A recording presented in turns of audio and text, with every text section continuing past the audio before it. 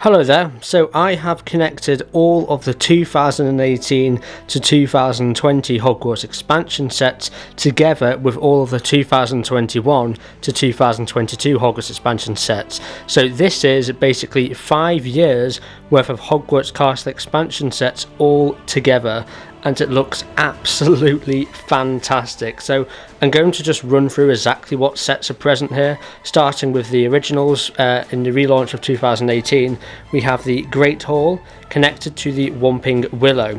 We also have the Quidditch pitch, which came out in 2018, and the Hagrid's Hut set with the Aragog's Lair and also the Expecto Patronum set, all sort of together. We also have a part of the Umbridge's Encounter set right there with the tree in the background, but this is sort of the forestry right here next to Hagrid's Hut, and we have the Quidditch pitch. So, basically we have the grounds as well as just a castle, which looks absolutely fantastic. We then have the Clock Tower, which came out in 2019.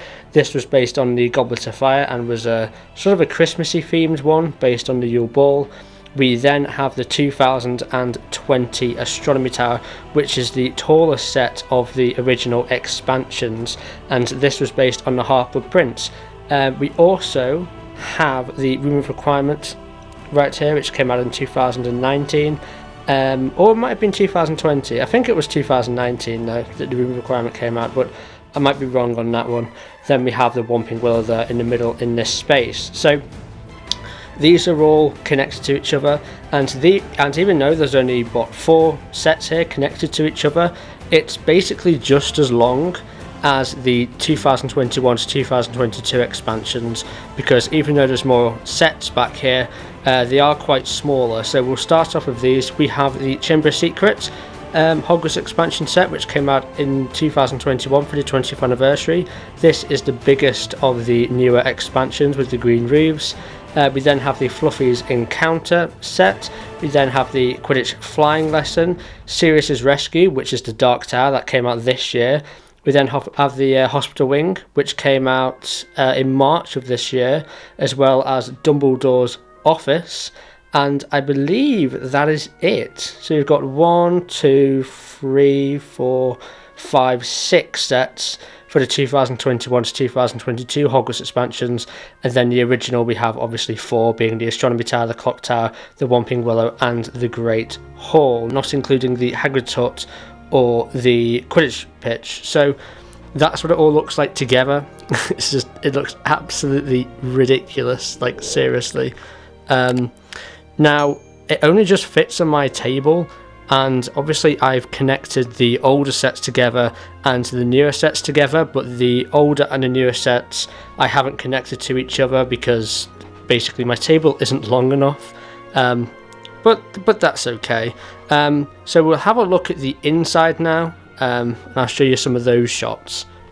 So naturally the interior of the older expansions are a lot bigger, because I basically think every single one of the newer expansions are all 8 studs wide. I think every single one of the sets are 8 studs deep, so they all connect to each other and basically make a seamless wall, if you will, where the older ones weren't really designed that way. They don't have the removable roofs, and they're all at different depths, which gives it more of a natural look, I'd say, but obviously the Great Hall is a lot thicker and a lot bigger than the Great Hall we see in the new Chamber of Secrets set. We then have the Whomping Willow, which is obviously a collection of Snape's potion classrooms, which we don't see any of that in the newer expansions. That's something we need. We do have a new Whomping Willow in the newer expansions, but they didn't actually come with any particular part of Hogwarts. They came in the new Shrieking Shack set. So it's sort of a snowy themed version of the Whomping Willow that is connected to the Shrieking Shack, which is cool. My favourite though, interior wise, is probably the Astronomy Tower.